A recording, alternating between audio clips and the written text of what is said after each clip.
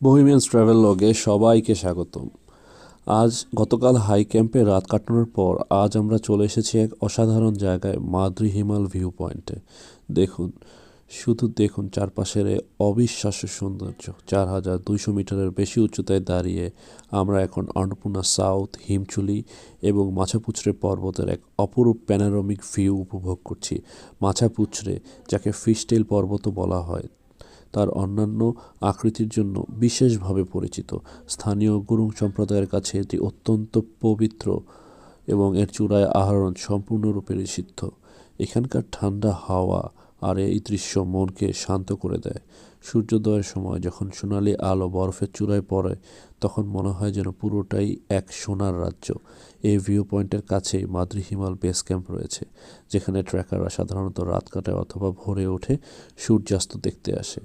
আজ আমাদের যাত্রা মূলত নিচের দিকে। হাই ক্যাম্প থেকে নেমে আমরা আবার ফরেস্ট ক্যাম্পের দিকে ফিরব। তবে নামার পথ মানেই যে আনন্দ কম, তা কিন্তু নয়। এ পথেই আমরা দেখব নতুন নতুন সব দৃশ্য। হাই ক্যাম্প থেকে ফরেস্ট ক্যাম্প পর্যন্ত প্রায় 5 থেকে 6 ঘন্টা নামার পথ।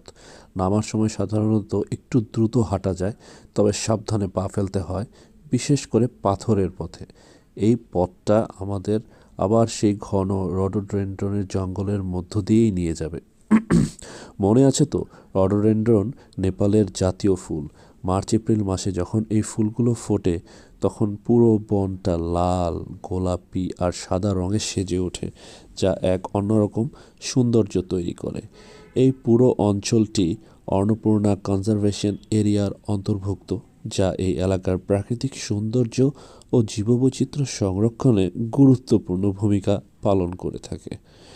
নামতে নামতে আমরা আবার মিডল ক্যাম্প বা লো ক্যাম্প পেরিয়ে এলাম। এখানকার ছোট ছোট চায়ের দোকানগুলো ট্রেকারদের জন্য এক দারুণ বিশ্রামের স্থান। এক কাপ গরম চা বা স্যুপ ট্রেকারদের সব ক্লান্তি দূর করে দেয় নিমেষেই। এখানকার মানুষের আতিথেয়তাও খুব মুগ্ধ করার মতো। গুরং এবং মাগার সম্প্রদায়ের মানুষেরা এখানে মূলত বসবাস করে থাকে। তাদের সহজ সরল জীবনযাত্রা আর হাসি খুশি মুখ দেখলে মনটা একদম ভালো হয়ে যায়। এখানকার মোমো, ডাল ভাত বা গরম স্যুপ, এইসব স্থানীয় খাবার ট্রেকিংয়ের সময় শরীরের শক্তি জোগাতে দারুণ কার্যকরী। নেপালের সংস্কৃতিতে খাবারের একটা বিশেষ স্থান আছে। তাদের ঐতিহ্যবাহী পোশাক পরিচ্ছদ, গান বাজনা আর নৃত্য এই এলাকার সংস্কৃতিকে আরও সমৃদ্ধ করে তুলেছে। আপনারা কি জানেন, এই হিমালয়ের পাদদেশের গ্রামগুলোতে বৌদ্ধ ধর্মের প্রভাব খুব বেশি। এখানে ছোট ছোট